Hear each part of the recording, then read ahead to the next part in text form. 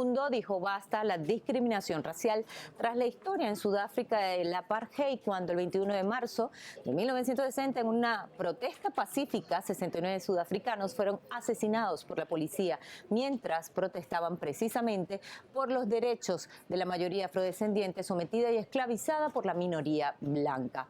Han transcurrido 57 años desde que Naciones Unidas proclamó cada 21 de marzo como el Día Internacional de la Eliminación contra la Discriminación Racial. Pero en pleno siglo XXI continúan las manifestaciones raciales en muchos países como en Estados Unidos y en España. Un caso que marcó esta realidad fue el asesinato de George Floyd en manos también de policías estadounidenses que siguen ensañados pero con personas afrodescendientes. Y en España, un caso más reciente y súper polémico no deja de retumbar. Se trata de la discriminación en contra del jugador brasileño Vinícius Junior, un joven futbolista que por su color de piel y su origen pobre, que ha alcanzado éxito, ha sido víctima de burlas e insultos de la fanaticada en pleno juego.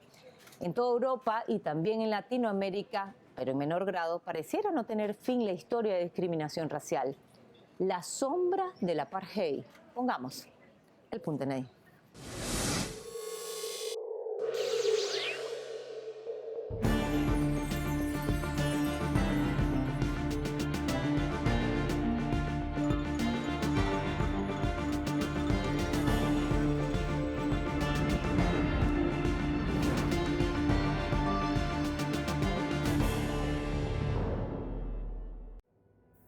En el siglo XXI, los eventos de discriminación racial aumentaron de manera progresiva. Las instituciones policiales están en primer lugar en países como Estados Unidos y algunas naciones europeas, que son destino de migrantes africanos. La ideología del racismo fue expandida por las monarquías europeas a través de sus instituciones y sus ejércitos, y a través de la violencia y los malos tratos lograron consolidar su sistema colonizador en continentes como América, Asia y África, donde subyugaron a los naturales de esos territorios para controlar sus recursos naturales y de este modo lograron imponer sus ideas y su cultura, métodos con los que lograron el control social y la destrucción de algunas culturas originarias. Luego de la independencia de América se fundaron nuevas repúblicas y estas, en lugar de acabar con el racismo, lo usaron para constituirse sobre la base de ello y así diseñaron leyes y políticas racistas. Su excusa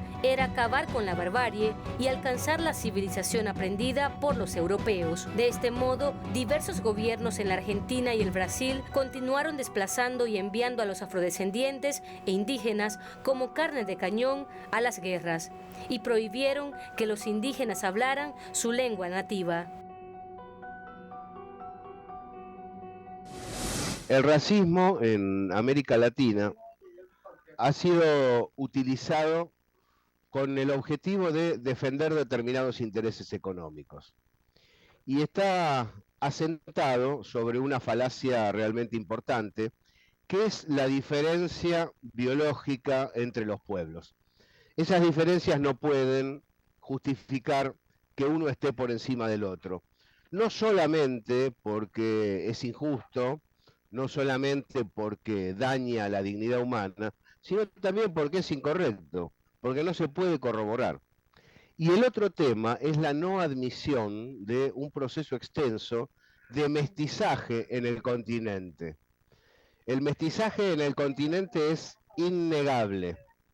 Cuando alguien cree que es netamente europeo o absolutamente indígena, está dejando de lado la realidad que ha ocurrido en todo el tiempo precedente, básicamente en los últimos 2 siglos.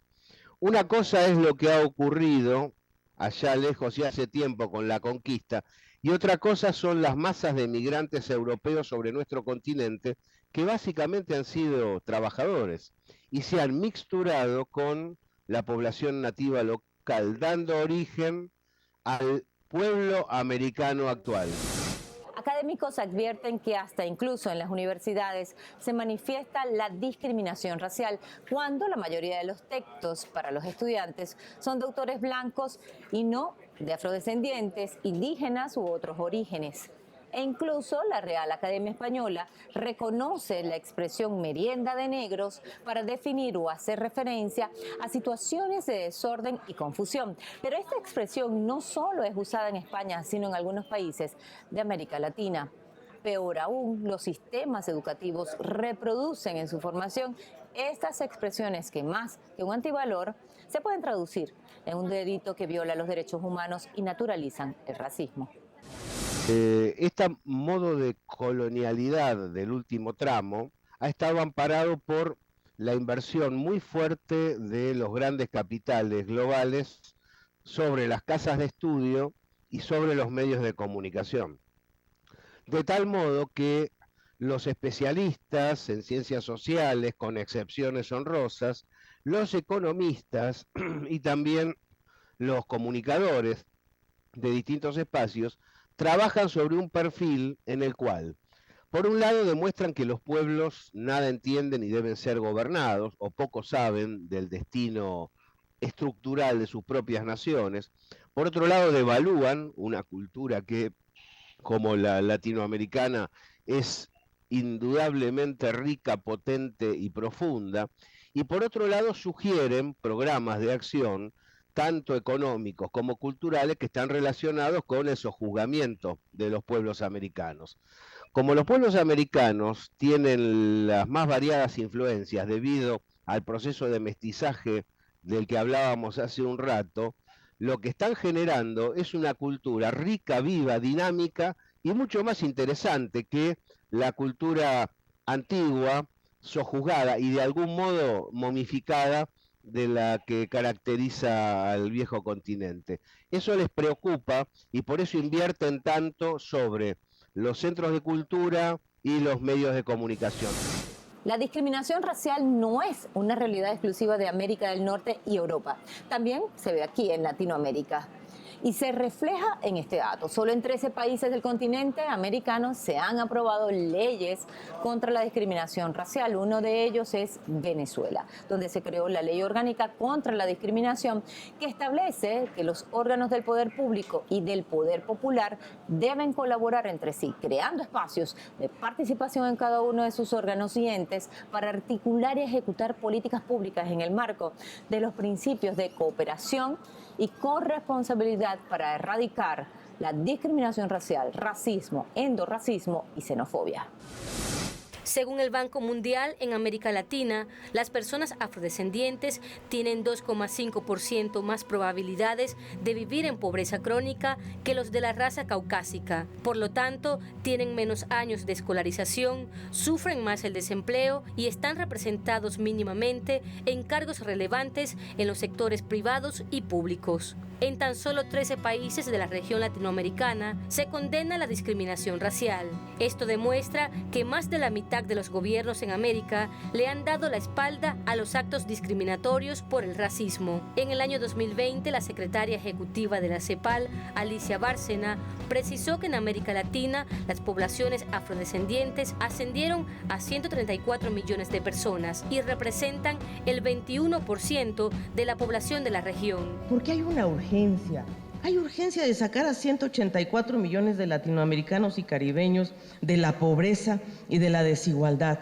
Y todos los que estamos aquí estamos buscando, señor presidente, una nueva generación de políticas sociales que sea más transversal, que sea más universal, que sea garante de derechos. El 7 de mayo de 2022, el director ejecutivo de Raza e Igualdad de la OEA, Carlos Quesada, señaló que en Brasil el Registro de Seguridad Pública informó que los afrodescendientes son las mayores víctimas de abuso policial. Tan solo en el año 2019, el 79% de las víctimas de abuso policial en Brasil eran afrodescendientes y solo un 20% personas de rasgos caucásicos. Esta misma realidad se replicó en Colombia, producto del conflicto armado que indujo a que las comunidades afrodescendientes fueran desplazadas de sus territorios, causando una ola de migración. Por su parte, en Francia, una encuesta de la Autoridad Independiente Defensora de los Derechos Humanos demostró que los jóvenes de ascendencia africana tenían 20 veces mayor probabilidad de ser detenidos y registrados por la policía en comparación a otro grupo étnico-racial. Este tipo de discriminación racial se ha registrado en otros países como Dinamarca, Italia, España, Bélgica y el Reino Unido. El tema político en América Latina es esencial. No es lo mismo para una población afrodescendiente ni para ninguna de las zonas populares de América Latina, que son muy variadas, muy intensas y además muy ricas, que gobiernen unos a que gobiernen otros. Cuando los sectores neoliberales se hacen de gobierno en alguna de las franjas observadas, por ejemplo, podemos hablar de Bolsonaro, podemos hablar de Macri, en las naciones mencionadas, hay un retroceso natural que se da impulsado desde el Estado. Cuando los sectores populares logran acceder a funciones de Estado, mejora rápidamente la situación de esas poblaciones. Por lo tanto, no se logra un desarrollo equilibrado para mejorar la realidad, sino que lo que se va y se viene de manera regular. Es hora que América Latina deje de ir y venir y tome su rumbo a través de la unidad y también de programas internos de desarrollo que le permitan mejorar la situación del conjunto de sus pueblos.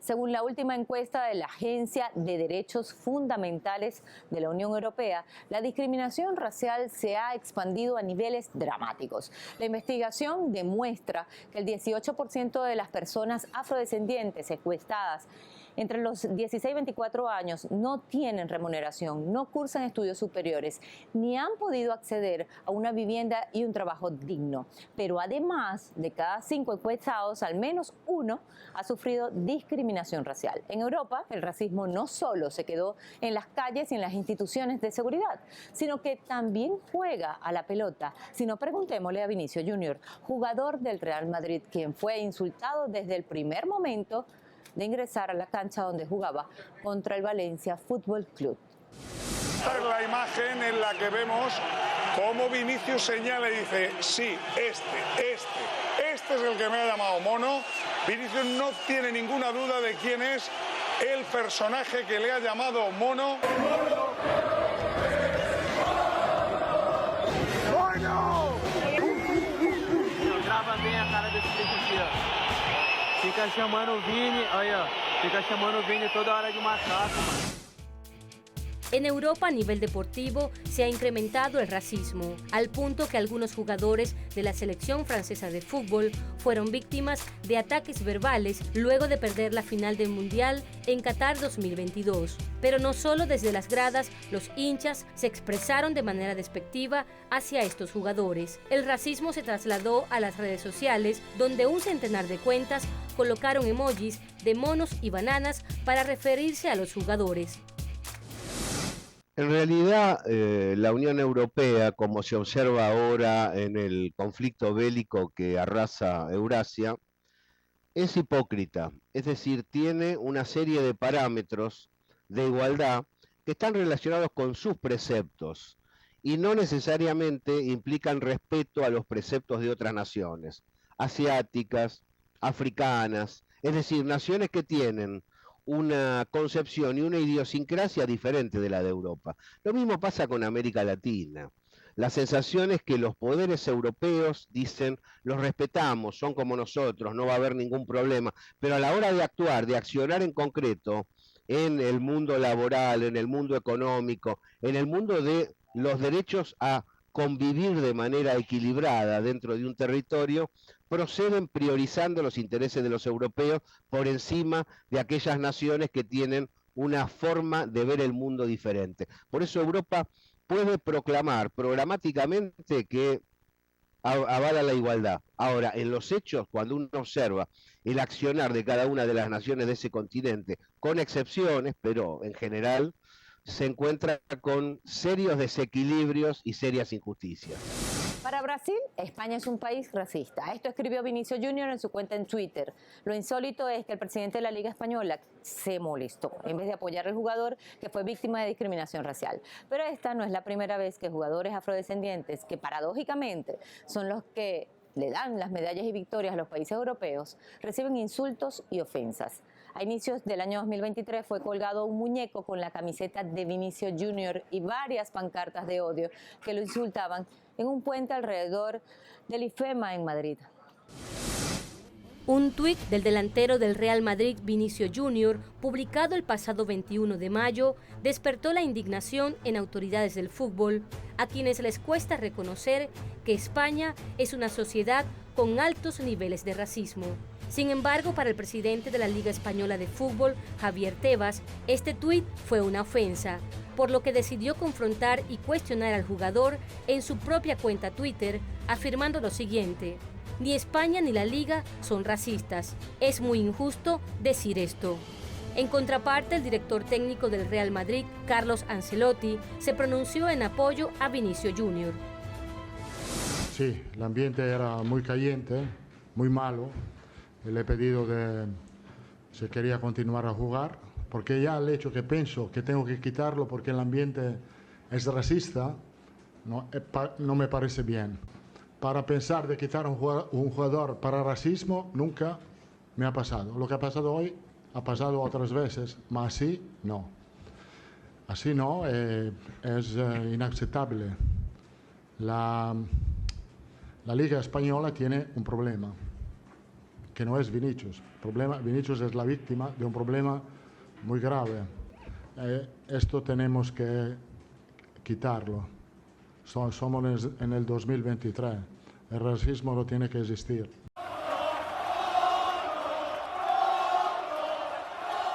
Los actos de racismo en el estadio de Mestalla, en España, demuestran que los niveles de intolerancia y violación de derechos humanos en esta materia son cada vez más comunes y pueden ocurrir en cualquier parte y públicamente.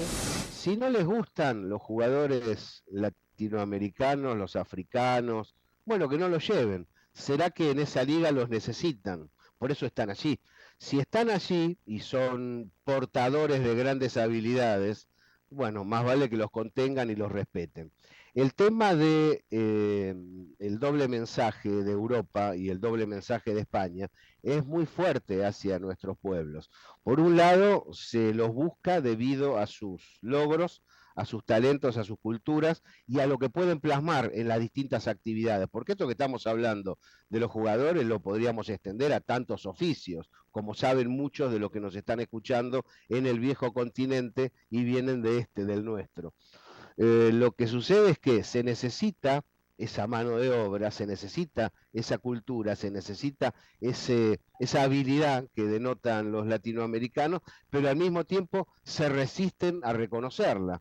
Y en ese sentido lo que hay es una especie de autodesprecio que se canaliza a través del desprecio al otro. Creo que Europa en este periodo, tras la hegemonía de la OTAN sobre la Unión Europea, y también en estos ejemplos más menudos como lo que estamos charlando aquí, demuestra que está en una crisis muy profunda y que le va a costar mucho salir adelante, en lo económico, pero también en lo cultural, y eso como industria cultural repercute en lo futbolístico. El alto comisionado de la ONU para Derechos Humanos, Volker Turk, se pronunció luego de la polémica que se generó en torno al caso del jugador brasileño y señaló que quienes organizan eventos deportivos deben contar con estrategias para prevenir el racismo en el deporte en todos los espacios. Pero no solo la ONU ha expresado su rechazo contra estos ataques racistas. El presidente de Brasil, Luiz Inácio Lula da Silva, también se pronunció contra lo ocurrido defendiendo a Vinicius Junior. Começar a entrevista fazendo um gesto de solidariedade a um jogador brasileiro, jovem, negro, que joga no Real Madrid, que ontem, num jogo no estádio do Valência, ele foi fortemente atacado, sendo chamado de macaco. Ou seja, não é possível que quase no meio do século XXI a gente tenha o preconceito racial ganhando força em vários estádios de futebol aqui na Europa. Não é justo que o menino pobre, que venceu na vida, que está se transformando possivelmente num dos melhores jogadores do mundo, certamente do Real Madrid ele é o melhor, é ofendido em cada estádio que ele comparece. Eu penso que é importante que a FIFA, que a Liga Espanhola, que a Liga de outros países tome sérias providências, porque nós não podemos permitir que o fascismo tome conta e o racismo dentro do estádio de futebol. El racismo solamente tiene sentido para aquellos que impulsan el sojuzgamiento de otros pueblos. Desde el punto de vista analítico, biológico, directo, no tiene pies ni cabeza. No hay una fundamentación que pueda explicar que tal zona del planeta es superior a tal otra. Lo que tal zona puede haber aquilatado son armas más potentes para sojuzgar al otro. Y a partir de allí hace toda una argumentación que está relacionada con lo que considera su superioridad por encima de los demás. Lo primero es aclarar esto, es decir, esto no tiene fundamento alguno. Estamos pueblos que necesitan desarrollarse desde sí mismos, que tienen distintos tiempos, distintas formaciones históricas y distintas confluencias. Las confluencias son los elementos de mestizaje que disparan la creatividad en las naciones. La cerrazón que ha sufrido el hemisferio norte, específicamente Europa, Estados Unidos, le ha impedido un gran desarrollo en despliegue creativo, en las posibilidades de llevar adelante determinadas actividades y oficios que los pueblos latinoamericanos, los pueblos asiáticos han desplegado con bastante intensidad en las últimas décadas. Esto necesita, por un lado, la afirmación de lo propio de cada uno de los pueblos, de otrora llamados subdesarrollados o tercer mundo y hoy emergentes multipolares, sin menoscabar a los demás, porque no se trata aquí de construir un racismo a la inversa, sino de afirmar lo propio sin negar lo ajeno.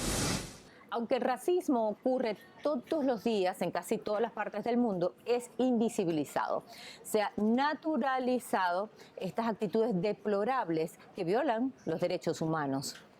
Este caso de racismo del futbolista Vinicio Junior fue tendencia en las redes sociales porque se trataba de una estrella del fútbol, pero muchas otras víctimas de racismo pasan desapercibidas y siguen estas prácticas discriminatorias. Movimientos sociales y pueblos afrodescendientes, indígenas y de otros orígenes siguen su lucha incansable por la igualdad y el respeto como seres humanos. Pusimos el punto en la I.